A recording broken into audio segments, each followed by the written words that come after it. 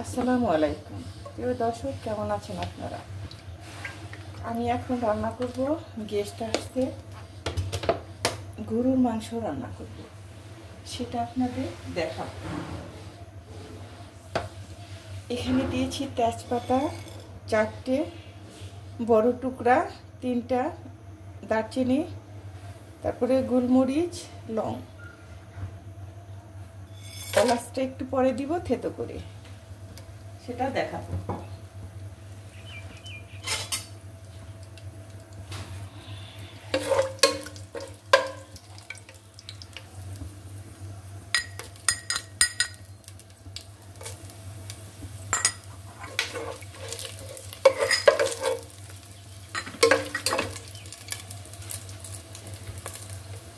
দেড় কাপ পেঁয়াজ,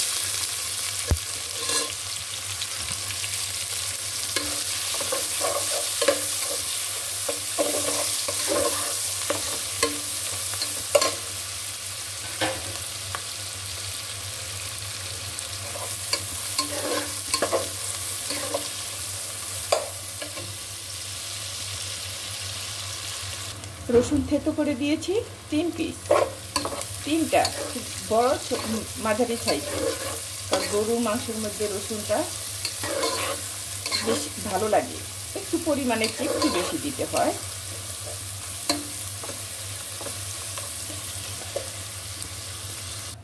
মাংস এখানে 3 কেজি হবে, তবে মাংস কম হাড় বেশি, বুঝতে পারিনি আমি। এখন কি করব বোঝার উপায় নেই। 1.5 চামচ দিয়ে দিলাম হলুদ গুঁড়ো। এখানে দিয়ে দিচ্ছি 1 চামচ শুকনো মরিচ, 1 চামচে হবে না, 2 চামচ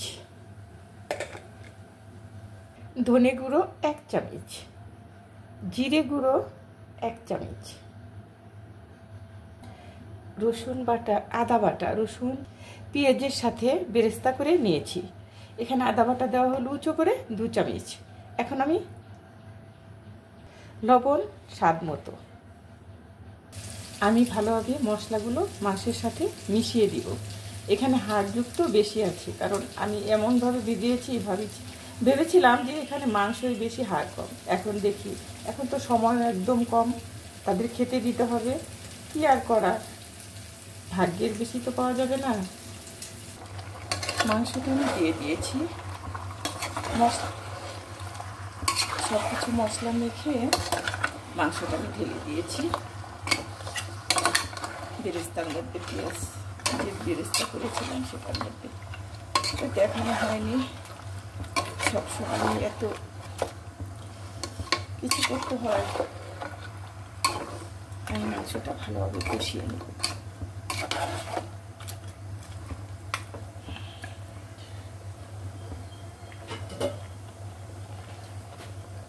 ঢেকে দিচ্ছি।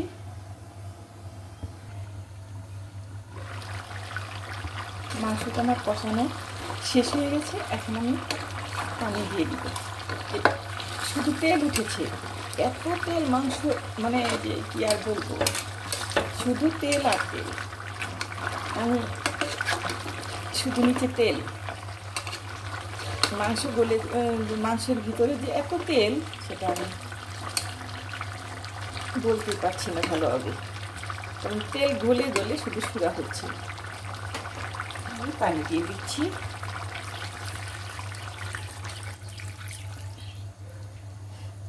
কষানো কষানো রাখবো। মাংসটা তেলেই সিদ্ধ হয়ে গেছে।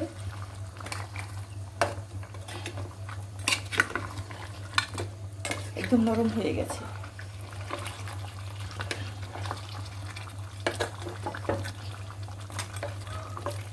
পুরা রাখবো না, মাখা মাখা রাখবো, যেন খেতে ভালো লাগে।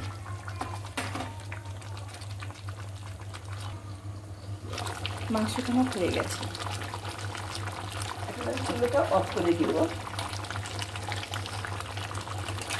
একদম মাখা মাখা, নিচে একদম